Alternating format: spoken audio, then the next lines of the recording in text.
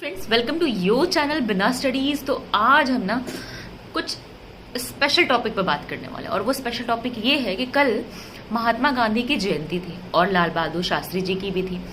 लेकिन आपने सबने मनाई भी होगी और उनको याद भी करा होगा।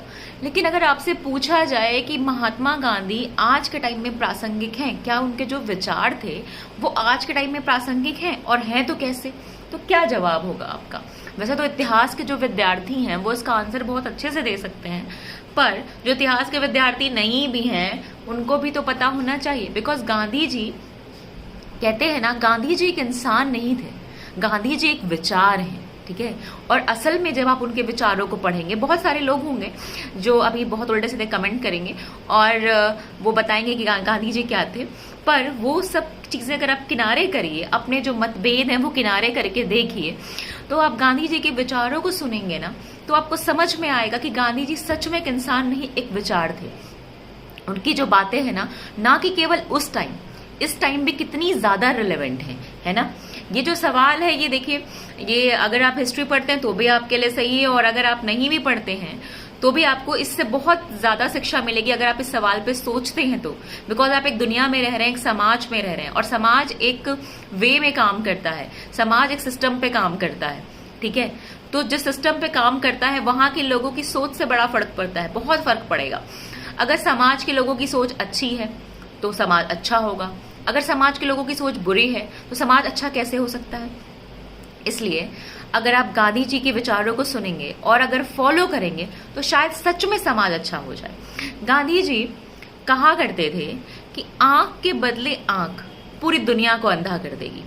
ये जो दो लाइन्स है ना, ये इनके जो शब्द हैं वो सुनने में बड़े छोटे छोटे से लग रहे हैं पर असल जीवन में कितने भारी हैं। सही बात है ना।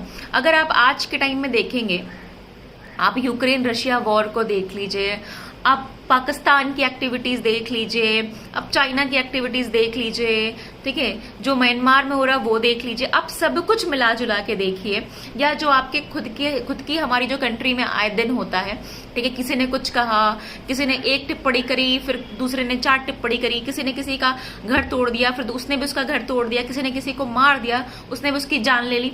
तो मतलब जो गांधी जी ने बोल के गए थे कि आंख के बदले आंख पूरी दुनिया को अंधा कर देगी, बिल्कुल सही बात है। अगर आप बदला ही लेने पे आएंगे, अगर आपको रिवेंज ही लेना है तो सोचिए, अगर हर इंसान यही करे कि सामने वाले ने तो मेरी आंख फोड़ी, अब मैं भी इसकी आंख फोड़ूंगा, फिर क्या होगा?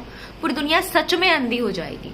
तो उनके कहने का मतलब सिर्फ आंख से नहीं था, मतलब ये था कि अगर हमें कहीं रुकना है, अगर हमें इन चीजों को रोकना है तो हमें रुकना पड़ेगा। हमें क्षमा करने की हमें शक्ति होनी चाहिए, हमें क्षमा करना आना चाहिए। वरना आप सोचिए कि अगर किसी ने किसी के साथ बुरा किया, बहुत बुरा किया, मैं ये नहीं कहती कि लॉ एंड ऑर्डर फॉलो मत करो, मैं ये नहीं बोल रही ना कि गांधी जी ये बोलते थे कि अगर जिन्होंने गलत किया उनको सजा नहीं मिलनी चाहिए, बिल्कुल मिलनी चाहिए कि अगर किसी ने बोले, लेकिन वो कानून देगा और वो सजा अलग की बात है। मैं उनकी बात कर रही हूँ, जैसे होता है ना, किसी ने किसी के खिलाफ कुछ गलत किया तो वो उसके खिलाफ और गलत करेगा, फिर क्या होगा? ये जो रिवेंज है ना, ये कभी भी खत्म नहीं होगा। आपने सुना नहीं है कि बहुत लोग कहते हैं कि मेरी ये दुश्मनी पीढ़ी से चली आ रही है। क्यों? क्योंकि उस पीढ़ी में से कभी कोई रुका ही नहीं। किसी ने इधर से किया, फिर सामने वाले ने किया, फिर किसी ने किया, फिर सामने वाले ने किया। इससे क्या हुआ? सिर्फ अगर आप लास्ट में देखेंगे तो नुकसान के अलावा आपको कुछ भी नजर नहीं आएगा। लास्ट में केवल नुकसान ही होना है। तो लॉ एंड ऑर्डर की बात नहीं कर रही मैं, जो लोग असल जिंदगी में करते हैं उसको सोच के देखिए, तो सच में आंख के बदले आंख पूरी दुनिया को अंधा कर देगी। गांधी जी ने सत्याग्रह पे अपने एक विचार दिए थे। वैसे आप ये कोट कर लीजिएगा, लिख लीजिएगा, क्योंकि आपके एग्जाम में भी पूछा जा सकता है। पहली बात मैं बता दूं सत्याग्रह के विचार के पहले, जो सत्याग्रह का अर्थ होता है वो क्या होता है? सत्याग्रह का अर्थ ही है सत्य के द्वारा आग्रह, ठीक है। जैसे उन्होंने एक आंदोलन चलाया था, सविनय अवज्ञा। इसका मतलब क्या होता है? इसका मतलब होता है सविनय, मतलब विनय के साथ अवज्ञा कर देना, बात नहीं मानना, चीजों को मना कर देना। तो उनके जो गांधी जी के जो आंदोलनों के नाम है ना, सविनय अवज्ञा सत्याग्रह, इसी में देखिए, इसी में कितनी सच्चाई और कितना वजन है ना, कि आप अवज्ञा तो कर रहे हैं पर सविनय कर रहे हैं। और आप आग्रह कर रहे हैं लेकिन सत्य के द्वारा कर रहे हैं। तो उन्होंने सत्याग्रह पे एक विचार दिया था। उन्होंने कहा था कि सत्याग्रह शारीरिक बल नहीं है, सत्याग्रह अपने शत्रु को कष्ट नहीं पहुंचाता, वह अपने शत्रु का विनाश नहीं चाहता। सत्याग्रह के प्रयोग में दुर्भावना के लिए कोई स्थान नहीं है। सत्याग्रह तो शुद्ध आत्मबल है, सत्य ही आत्मा का आधार होता है, इसलिए इस बल को सत्याग्रह का नाम दिया गया। आत्मा ज्ञान से हमेशा लैस होती है, इसमें प्यार की लौ जलती है। अहिंसा सर्वोच्च धर्म है। इसमें कोई संदेह नहीं कि भारत विनाशकारी शस्त्रों के मामले में ब्रिटेन और यूरोप से मुकाबला कर सकता है। अंग्रेज युद्ध के देवता की उपासना करते हैं, वे सब हथियारों से लैस हो सकते हैं, होते जा रहे हैं। भारत में करोड़ों लोग कभी हथियार लेकर नहीं चल सकते। उन्होंने अहिंसा के धर्म को आत्मसात कर लिया है। ये गांधी जी के वर्ड्स थे। गांधी जी के वर्ड्स थे कि उन्होंने सत्याग्रह के शारीरिक, सिर्फ ये नहीं बताया कि सत्याग्रह कोई शारीरिक बल है, उन्होंने कहा ये आत्मा का बल है। बात सही है।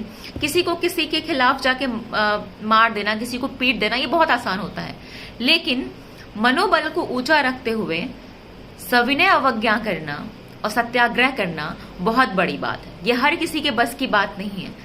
इसके लिए बहुत सारा आत्मबल चाहिए। आपको लगता है ना, गांधी जी ने क्या करा, वो निकल जाते थे सड़कों पर और वो कोई गोला बारूद नहीं चलाते थे और धरने पे बैठ जाते थे। पर आप सोचिए ना, एक अनशन करना, भूखे प्यासे रहना और धरने पे बैठना और बिना किसी हथियार के अपनी बात मनवाना, अपनी बात को सत्य के द्वारा रखना कितना मुश्किल है। झूठ के सहारे जीतना बहुत आसान होता है, लेकिन सत्य के सहारे जीतना बहुत ही मुश्किल होता है। असल जीवन में ये आप अपना के देखिएगा, आपको इसका फायदा समझ में आएगा। थोड़ा मुश्किल नहीं, बहुत मुश्किल होगा, पर असल जीवन में आपको सच में ये बहुत फायदा पहुंचाएगा। और अगर हर कोई ऐसा सोचे ना, तो असल में सोसाइटी सच में बदल जाएगी। तो उम्मीद है कि इस बार के 2 अक्टूबर से शायद आपने कुछ अच्छा सीखा होगा। फिर मिलेंगे किसी और बात को लेके, किसी और टॉपिक को लेके। और अगर आपकी कोई क्वायरी हो तो मैं बार बार बोलती हूँ, मुझे मेरे ईमेल आईडी पे मेल करिएगा। और अगर आपको मेरा ये वीडियो अच्छा लगा हो तो शेयर, लाइक एंड सब्सक्राइब करना बिल्कुल मत भूलिए। बाय।